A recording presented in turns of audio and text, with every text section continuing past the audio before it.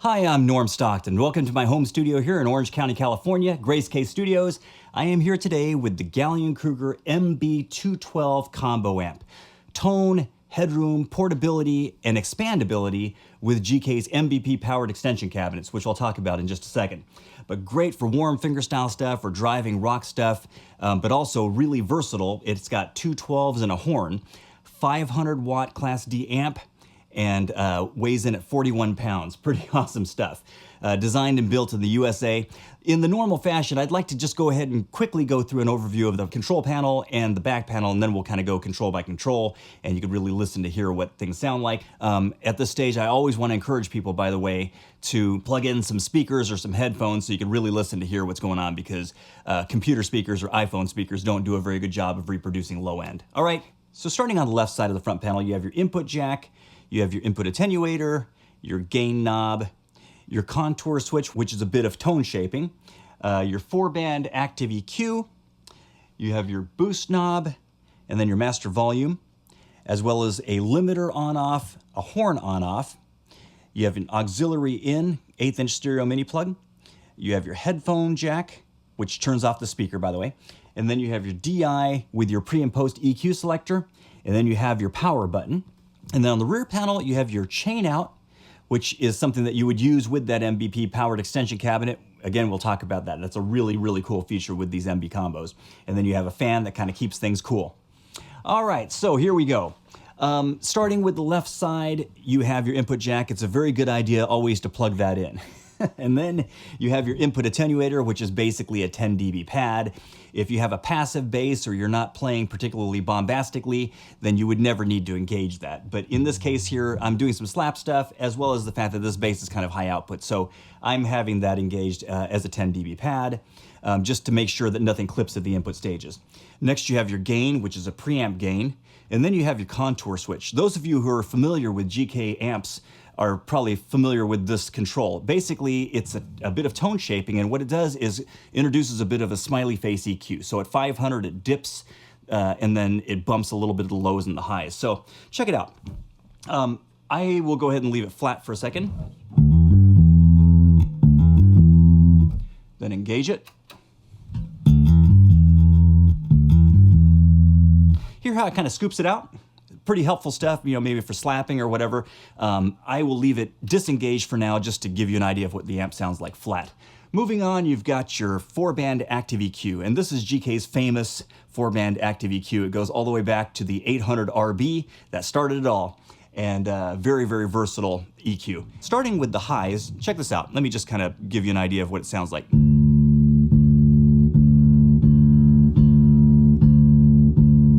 You know, so you can really kind of dump them and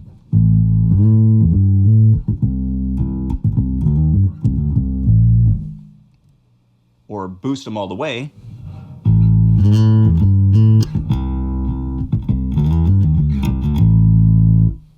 I'll leave them kind of flat right now.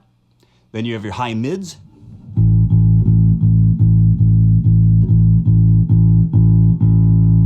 Kind of gives it some honk, right?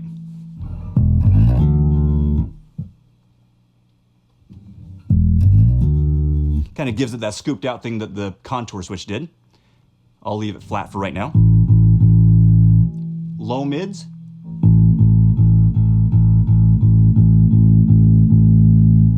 Really can add some girth or really thin it out.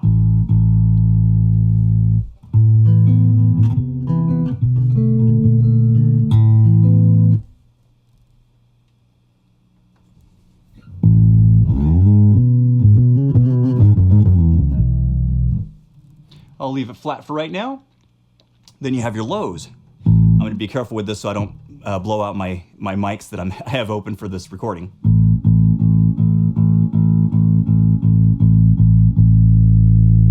You can really add some girth.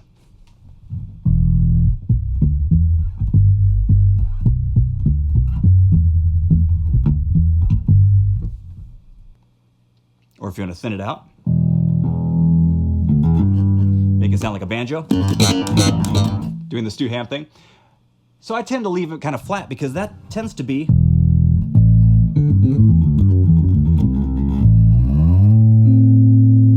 this EQ actually sounds very musical, flat, and it's great. You know, if anything, sometimes I'll roll off some of the high mids just depending upon what kind of music I'm playing, but flat is a great place to start with these. Moving on, you've got your boost, and that is GK's trademark growl. If you have it all the way counterclockwise, it'll be basically ineffective. And then as you bring it up, it sort of brings out that little bit of snarl and impoliteness that GK amps are known for. It kind of ties in with the master volume. You know, if you bring the boost way up, then you would compensate by bringing the master volume down. Now you can see that I have the master volume way low because I have an overhead mic right now and I'm trying not to blow it out with the sound of the amp. Now when you bring this down, it brings down the overall level, so you'd probably bring the master volume up a little bit, but you can kind of hear what happens tonally.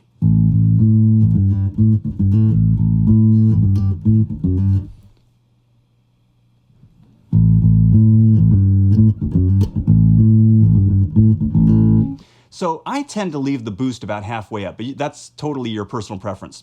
Then you have your master volume, and then you have a limiter on off. So if you're doing any sort of bombastic stuff, that limiter is basically there to protect the speakers. So if you have the volume way up and you're doing some sort of a Chili Peppers bass solo type of thing, you know, it may not be a bad idea to have that limiter engaged, but otherwise I leave it disengaged. Then you have your horn on off, and that's basically just a tonal preference depending upon what you're trying to do. If you're doing some fingerstyle rock stuff where you don't need a lot of the highs in there, then you may want to disengage it. But otherwise, I think the horn really gives some versatility to this amp. The 12s have some nice full range sound, but that horn definitely gives it that nice little sparkle up on top. So I do have it engaged for most of the stuff that I do. And next up on the control panel, you have your auxiliary in, which allows you to plug in, it's an 1/8 inch stereo mini plug, so you can plug in a computer or a drum machine or MP3 player or phone.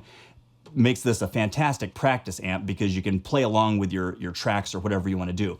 And it works hand in hand with the next thing over on the control panel, which is your headphone jack. So you can plug your headphones in and it disengages the internal speaker, so you can practice late at night without disturbing your neighbors.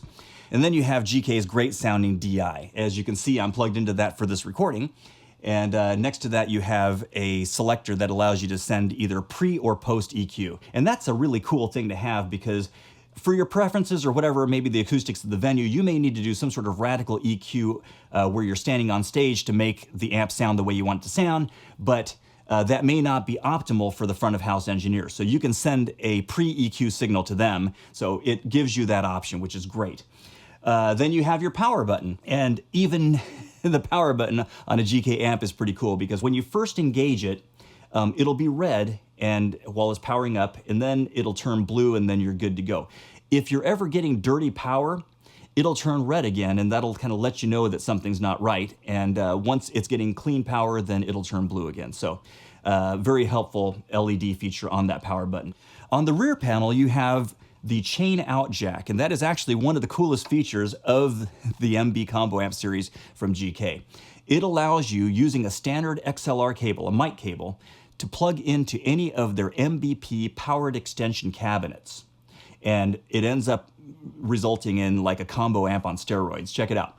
This is a 500 watt amp with 2 Neo 12s and a horn. The 500 watt amp in this box is allocated just to the speakers in this box. And by the way, that's not the case for most combo amps, right? Most combo amps where you can plug in passive extension cabinets, you're never realizing the full output of that amp until you do plug in those extension cabinets because of the fact that you need to drop the impedance level down, all of that stuff, right? So in the case of the GK MB combo amps, the full 500 watts is allocated just to the 12s and the horn in this box. When you plug in that XLR cable and plug into an MBP powered extension cabinet, all EQ and volume settings are conveyed to that next box. So you're controlling it all with the panel on this MB combo. That MBP has its own amp that's allocated just to the speakers in that box. So you could plug into any of the MBP line. There's the 112 MBP or 115 MBP, which are both 200 watt amps, or there's the 212 MBP that kind of goes along with this one, or the 410 MBP, which are 500 watt amps with Neo speakers. There's a separate video clip for each of the MBP powered extension cabinets, by the way, so you can go check those out. But suffice it to say that it makes it where, in this case here, this is a 500 watt amp. It's certainly able to keep up in a lot of different situations, whether you're wanting to use it as a practice amp in your bedroom or take it to a rehearsal and play with a drummer or do small gigs, or medium-sized gigs even. It has plenty of output. But if you occasionally have gigs where you really need some thunderous output, you could plug into the 212 MBP and be absolutely dialed in, thunderous power and tons of headroom. But it makes it where you don't have to take that full rig along for most of your stuff. You just only take it along when you need it. So very, very cool feature. Famous GK tone, features, and value. I definitely encourage you to check out the MB212 or any of the MB combo amps from Gallien-Krueger. And I'm always encouraging people not to just take my word for it, though. Go to a GK dealer and check them out for yourself. I know you'll agree. This MB212 is an amp that I use a lot in clinics, and it kills. So anyway, the Gallien-Krueger MB212 combo amp. Go check it out. You can also get more information if you go to Gallien.com. I'm Norm Stockton. God bless you. I hope to see you on the road.